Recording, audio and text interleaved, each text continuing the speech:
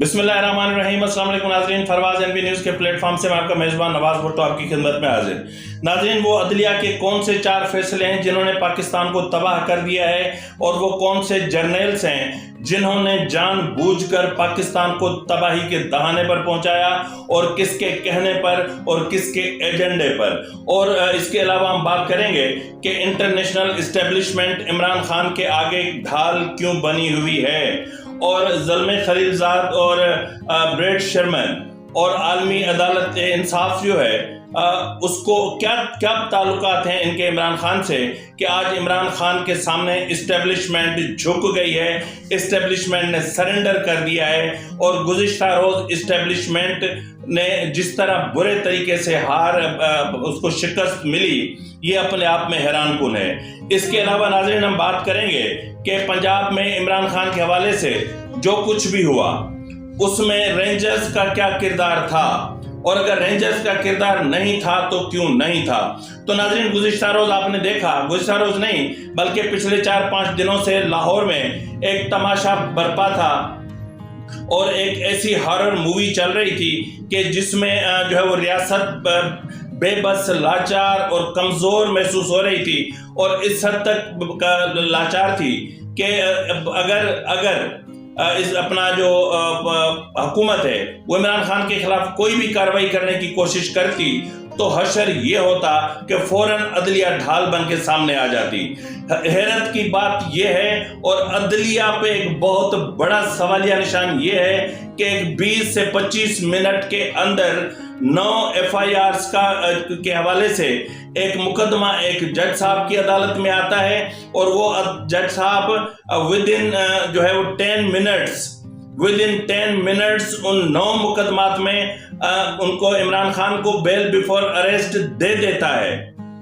जबकि उसकी जो दीगर लवाजमात थी वो पूरी नहीं हुई। आपने जो है वो जो दूसरी पार्टी है, स्टेट है, आपने उसको कॉल नहीं किया, आपने किसी से पूछा तक नहीं, किसी का मौक़िफ़ तक नहीं लिया, और एक शख्स को 9 मुकदमात में 10 मिनट में बेल बिफोर अरेस्ट मिल जाती है। तो इससे बड़ा और क्या अलमिया होगा हमारे मुल्क का कि हम कहाँ खड़े हैं। नाज़रीन, जिस तरह मैंने कहा कि इमरान खान ने गुज़िश्ता रोज़ BBC को इंटरव्यू देते हुए बाकायदा कहा कि इस्टेब्लिशमेंट मुझसे डरती है। अब ये डर किस तरह का है, इसमें कोई शक नहीं कि आज भी जो है आर्मी इस्टेब्लिशमेंट में जनरल फैज और जनरल बाजवा के बोए हुए बीज मौजूद हैं। आज भी इस्टेब्लिशमेंट तकसीम है, बिल्कुल इस तरह जिस तरह अदलिया तकसीम है।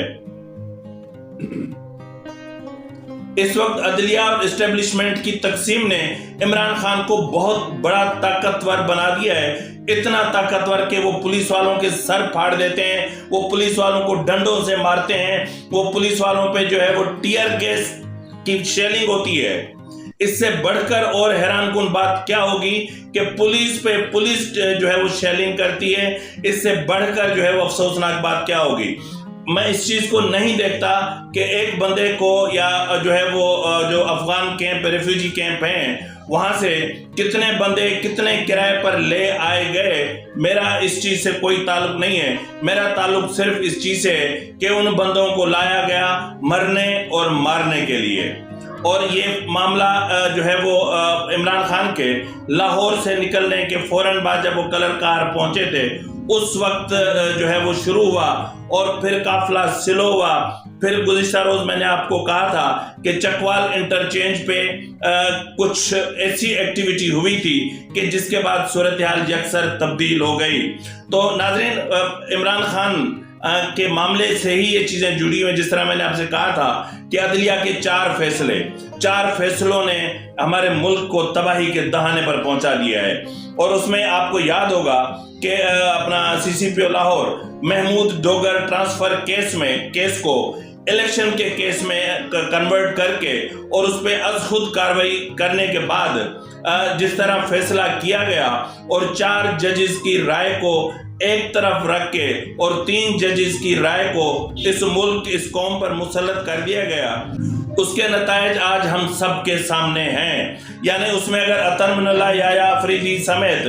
जो दीगर जज साहबान थे ان کے جو نوٹ تھے ان کو بھی پڑھ لیا جاتا، اگر پنجاب اسمبلی کی ریسٹوریشن کا جو کانسٹیٹیوشنل پروسیجر ہے اس کو بھی اگر دیکھ لیا جاتا، اگر یہ بھی دیکھ لیا جاتا کہ پنجاب اسمبلی اگر ریسٹور ہو سکتی ہے اور وہ غیر آئینی طریقے سے فرد واحد کی خواہش کی تکمیل کے لیے توڑی گئی ہے، تو آج یہ صورتحال نہ ہوتی۔ اس کے علاوہ ناظرین آپ کو یاد ہوگا کہ 25 مئی کا جو کیس تھا، جلاؤ گھیراؤ کا کیس تھا، اس میں جسٹس عمر عطا بندیال، جسٹس اعجاز الحسن اور جسٹس منیب اختر اور مظاہر نقوی، یہ مخصوص بینچ ہے۔ اب اسی بینچ کو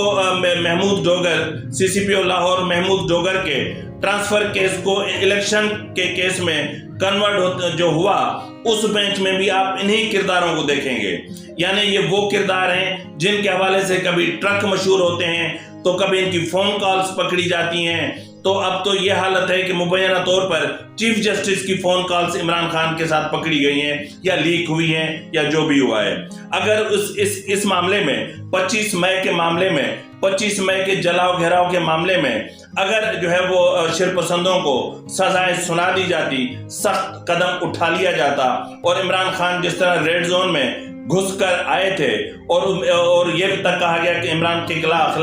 آرٹیکل 6 کی کارروائی کی جائے، اس کو اگر مطلب یہ اپنے آپ میں حیران کن تھا۔ اگر یہ فیصلہ کر دیا جاتا تو آج صورتحال مختلف ہوتی۔ جب عمران خان کے کہنے پر عارف علوی نے اسمبلی توڑ دی، جب عمران خان کے کہنے پر اسپیکر اسد کیسر نے ایک کانسٹیٹیوشنل پروسیجر کو جو ہے وہ ڈیریل کر دیا، اور جو اس کے ڈپٹی اسپیکر تھے جب انہوں نے جو ہے وہ اس پورے سسٹم کو ڈیریل کر کے اور اسمبلی کا اجلاس پروگ کر کے اور چلے گئے، اور اس وقت جب عدالت نے انٹروین کی تھی تو اس وقت بھی ایک فیصلہ آیا تھا کہ ان کے خلاف آرٹیکل 6 کی کارروائی کی جائے۔ اگر وہ بھی ہو جاتی تو بھی آج حالات کچھ ڈیفرنٹ ہوتے۔ ناظرین میں آپ کو یہاں پہ یہ بھی بتاتا چلوں کہ جسٹس عمر عطا بندیال، جسٹس منیب اختر اور جسٹس اعجاز الحسن، یہ ان 3 رکنی بینچ تھا جس نے پنجاب اسمبلی کے ڈپٹی اسپیکر دوست مزاری کی رولنگ کے حوالے سے جو ہے وہ 63A کی مس انٹرپریٹیشن کی، اس کی جو انٹرپریٹیشن یعنی اس شک کو ری رائٹ کرنے کی کوشش کی، آئین کو ری رائٹ کرنے کی کوشش کی، یعنی اس آئین کی شک کو ری رائٹ کرنے کی کوشش کی جس سے جو ہے وہ ان کو فائدہ ہوتا۔ اور اس کا نتیجہ کیا نکلا؟ نتیجہ یہ نکلا کہ غیر آئینی طور پر آپ نے جو ہے وہ چودھری پرویز الہی کو وزیر اعلیٰ بنا کے بٹھا دیا۔ اب آتے ہیں اور لاہور ہائی کورٹ کے جو چیف جسٹس، انہوں نے اپنے داماد کے کہنے پر پرویز الہی کو غیر آئینی طریقے سے یعنی جرگہ سسٹم بنا کے اور اس کو ٹرسٹی وزیر اعلیٰ بنا کے بٹھا دیا، لیکن یہ بھی ایک کیس انتہائی اہم تھا، اور اگر یہ اس طرح نہ ہوتا تو پنجاب اسمبلی آج ہوتی اور اسمبلیز ڈیزالو نہ ہوتی۔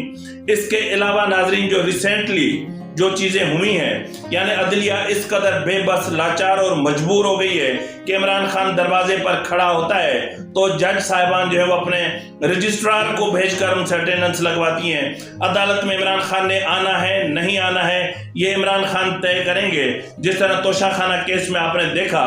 کہ 8 مرتبہ عمران خان کو جو ہے وہ طلب کیا گیا، لیکن عمران خان پیش نہیں ہوئے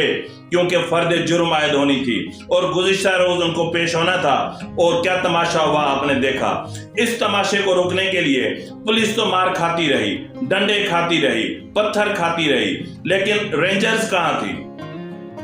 سندھ میں تو رینجرز کی کو کالونی بنا کے رینجرز کی سندھ کو بٹھا دیا گیا ہے۔ اس کے لیے اربوں روپے کا سندھ کا بجٹ بھی مختص ہوتا ہے، جو صرف مختصر عرصے کے لیے سندھ میں آئی تھی تاکہ قیام امن ہو، اور اس کے بعد رینجرز نے چلے جانا تھا۔ لیکن 15 سال سے زائد ہو گئے، مجھے ایکچوئل ڈیٹ یاد نہیں ہے، لیکن اتنے 15 سال تو تقریباً ہو گئے ہوں گے کہ رینجرز ہے کہ یہاں سے جانے کا نام نہیں لے رہی۔ رینجرز نے یہاں کے جو ہے وہ جو تاریخی جو مقامات ہیں، جو پروٹیکٹڈ کلچرل ہیریٹیج ہیں، یعنی محفوظ ثقافتی ورثے ہیں، ان پہ قبضے کر کے اور وہاں ہیڈ کوارٹر بنا کے بیٹھ گئی ہے، لیکن ان کو یہاں سے بھیجنے والا کوئی نہیں ہے۔ تو ناظرین، جس طرح میں نے کہا کہ 4 جرنیلز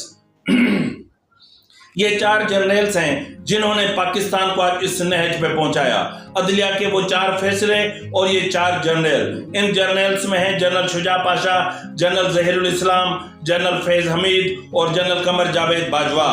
اگر انسٹیٹیوشن کے اندر، اگر اسٹیبلشمنٹ کے اندر کوئی اکاؤنٹیبلٹی کا سسٹم موجود ہے تو ہونا تو یہ چاہیے کہ ان 4 جرنیلز کو، 4 ریٹائرڈ جرنیلز کو ہتھ کڑی لگا کے ان کا کورٹ مارشل کر کے ان کو سزا سنا دی جائے، تاکہ کم سے کم آئندہ کے لیے اس چیز کا راستہ روکا جا سکے۔ لیکن یہاں پر میں آپ کو یہ بتاتا چلوں کہ جنرل فیض حمید اور جنرل باجوہ کے بوئے ہوئے بیج آج بھی اسٹیبلشمنٹ میں موجود ہیں جو عمران خان کو پروٹیکٹ کر رہے ہیں۔ یہ وہ بیج ہیں جو عدلیہ کو آج بھی چلا رہے ہیں اور عدلیہ ان کے کہنے پر چل رہی ہے۔ لیکن کیا کریں، یہاں پر کوئی کچھ کہنے والا نہیں ہے۔ ہم نے نہیں سیکھا کہ جی ایچ کیو پہ کس طرح طالبان نے قبضہ کر لیا تھا، ہم نے نہیں سیکھا کہ کس طرح ہمارے جو نیول اپنا جو ایئر بیسز تھے ان پہ قبضہ کر لیا گیا، ہم نے نہیں سیکھا کہ کس طرح کراچی ایئرپورٹ پہ قبضہ کر لیا گیا۔ لیکن ہم پھر بھی نہیں سیکھتے کیونکہ ہمیں سیکھنا ہی نہیں ہے، ہم نے کبھی کچھ بھی نہیں سیکھنا۔ اس کے علاوہ ناظرین، جس طرح میں نے بات کی کہ عمران خان کے سامنے وہ کون سی چیز ہے جو ڈھال بن کے کھڑی ہوئی ہے، جس طرح میں نے کہا کہ انٹرنیشنل اسٹیبلشمنٹ کھل کر ننگی ہو کر سامنے آ گئی ہے اور جس کی وجہ سے اسٹیبلشمنٹ بھی گھٹنے ٹیک گئی ہے اور عدلیہ نے بھی گھٹنے ٹیک رکھے ہیں۔ جس طرح زلمے خلیل زاد، اس کا اسٹیٹمنٹ جس طرح آیا، جس طرح اس نے ٹویٹ کیا، جس طرح اس نے پاکستانی جو معاملات ہیں یا پاکستان کے اندرونی معاملات میں مداخلت قرار دیتے ہوئے اس کی مذمت کی تھی، تو اسی طرح بریڈ شرمن، جس کا میں آپ کو پہلے ہی کہ بتا چکا ہوں کہ یہ وہ شخص ہے جو پاکستان کا سخت مخالف ہے، پاکستان کے ایٹمی پروگرام کا سخت مخالف ہے، اسرائیل کا شدید حامی ہے، انتہا پسندی کی حد تک اسرائیل کا حامی ہے اور حماس کا انتہا پسندی کی حد تک دشمن ہے۔ اور وہ شخص کھڑے ہو کر عمران خان کے لیے اسٹیٹمنٹ دیتا ہے۔ اور اس کے علاوہ آپ دیکھیں عالمی عدالت انصاف، عمران خان پہ جس ظلم ہو رہا ہے اور عالمی عدالت انصاف نے نوٹس لے لیا۔ عمران خان یہاں کیا کر رہا ہے اس کا نوٹس کوئی نہیں لیتا۔ عمران خان کس طرح یہاں کے قانون کو روند رہا ہے اس کو کوئی نہیں دیکھتا۔ عمران خان کس طرح عدلیہ کو گھٹنوں پہ ٹکا کے کھڑا کر دیا ہے اس کو کوئی نہیں دیکھتا۔ کس طرح عدلیہ اس کے سامنے بے بس اور لاچار ہو جاتی ہے اور ود ان منٹس اس کو ریلیف فراہم کیا جاتا ہے۔ جس طرح میں نے آپ کو جو ہے وہ بتایا، یہ توشہ خانہ کا جو فوجداری مقدمہ ہے اس میں اگر آپ دیکھیں تو جنوری سے لے کر گزشتہ روز تک 8 مرتبہ ایک عدالت وارنٹ نکالتی ہے، دوسری عدالت وارنٹ جو ہے وہ منسوخ کرتی ہے، ایک عدالت کچھ کہتی ہے تو دوسری عدالت اس کو روک دیتی ہے اور بلاخر عدالت کہتی ہے کہ جی ٹھیک ہے 13 تاریخ تک اگر آپ نہیں پہنچیں گے تو پھر جو ہے وہ عدالت بااختیار ہوگی، وہ جو بھی فیصلہ کرے۔ اور ادھر لاہور ہائی کورٹ تو جیسے داماد اور سسر کے بیچ میں ایک ایسی عدالت چل رہی ہے جو پی ٹی آئی کے لیے جہاں فیض عام بن رہا ہے، وہاں لنگر بٹ رہا ہے انصاف کا۔ آؤ صرف پی ٹی آئی کے لیے اور کسی کے لیے نہیں۔ اگر کوئی بھی گریڈ 22 کا آفیسر جاتا ہے تو جج اس کو یوں کر کے کہتا کھڑے ہو جاؤ، تمہیں بیٹھنے کی ہمت کیسے ہوئی؟ اور دوسری طرف 100 جو ہے وہ مرڈرز میں ملوث، قتل کے 100 سے زائد مقدمات میں ملوث جو ہے وہ راو انوار عدالت میں جاتا ہے تو جج اس کے لیے بیٹھ جاتا ہے۔ ادھر عمران خان ہے کہ عدالت جب اس کو جانا ہوتا ہے تو عدالت انتظار کرتی ہے۔ جس طرح گزشتہ روز عدالت تبدیل کی گئی، جج کا کمرہ چینج کیا گیا اور جج صاحب انتظار کرتے رہے اور بالآخر جس کیس میں فرد جرم عائد ہونی تھی اب اس کیس میں یہ فیصلہ آیا حیران کن طور پر کہ جی اب یہ اس چیز کو ہم دیکھیں گے کہ یہ کیس ایڈمیزیبل ہے بھی کہ نہیں ہے، یعنی یہ قابل سماعت ہے بھی کہ نہیں ہے۔ پہلے ہم اس چیز کو دیکھیں گے، اس کے بعد پھر فرد جرم کو دیکھیں گے۔ اس کا مطلب یہ ہے کہ یہ عدالت فرد جرم سے بھی مکر گئی، یعنی مطلب یہ عدلیہ کا جو کردار ہے اس وقت کھل کے سامنے آیا ہے اور عمران خان کا جو چہرہ جو بے نقاب ہوا ہے۔ جس طرح گزشتہ روز زمان پارک سے اسلحہ برآمد ہوا اور وہاں پولیس نے خیر جو بدتمیزی کی وہ ایک اپنی جگہ پر ہے، جس طرح انہوں نے جو ہے وہ تشدد کیا وہ بھی قابل مذمت ہے، جس طرح وہاں سے کولڈ ڈرنکس اٹھا کے پین اور جس طرح انہوں نے کچھ چیزیں وہاں سے اٹھائیں، یہ انتہائی شرمناک عمل ہے۔ لیکن وہاں سے جو کچھ ملا اور جو لوگ ملے، حیرت کی بات ہے کہ بی بی سی کو اور وائس آف امریکہ کو انٹرویو دیتے ہوئے عمران خان کہتا ہے کہ زمان پارک میں میری زوجہ be be Bushra be be نہتی ہے۔ اب حیران کن بات، اچھا مجھے یاد آ گئی، حیران کن بات میں آپ کو یہ بتاتا چلوں، کل جو کچھ ہوا جی اس کو معجزہ تصور کیا جا رہا ہے، کل جو کچھ ہوا اس کو پنکی پیرنی کا معجزہ قرار دیا جا رہا ہے کہ جی جو اپنا اسلام آباد میں یعنی جو جوڈیشل کمپلیکس میں پولیس نے جو آنسو گیس کے شیل پھینکے، وہ دھواں ہوا نے رخ پلٹ لیا اور ہوا نے رخ پلٹ لیا اور ہوا نے پلٹ کے واپس دھوئیں کو پولیس والوں کی طرف بھیج دیا۔ یہ معجزہ ہے عمران خان کا، حضرت علامہ مولانا مفتی محمد عمران خان نیازی صاحب کا، اور ادھر جو ہے وہ be be Bushra be be اور پنکی پیرنی کا۔ پھر یہی معجزہ لاہور میں بھی دہرایا جاتا ہے۔ کتنی شرم کی بات ہے کہ پولیس کی گاڑیوں کو جلایا گیا، پولیس کی گاڑیوں کو توڑا گیا، توڑ کے نہروں میں پھینکا گیا، پولیس والوں کے سر پھاڑے گئے، ٹانگیں توڑی گئیں، ہاتھ توڑے گئے، اور پولیس ہے کہ بے بس ہے، رینجرز ہے کہ آگے نہیں آتی، اور سیویلین حکومت ہے۔ مطلب اس میں صوبائی حکومت کو کیا کریں گے ہم؟ سارے دیکھ رہے ہیں کہ جی شہباز شریف حکومت نے کیا کیا، جبکہ نواز شریف کا کہنا ہے کہ بھائی اس مصیبت کو مت دیکھو، اس مصیبت کی جڑ کو کاٹو۔ تو اس مصیبت کی جڑ کہاں ہے؟ وہ تو جی ایچ کیو میں ہے۔ تو جی ایچ کیو میں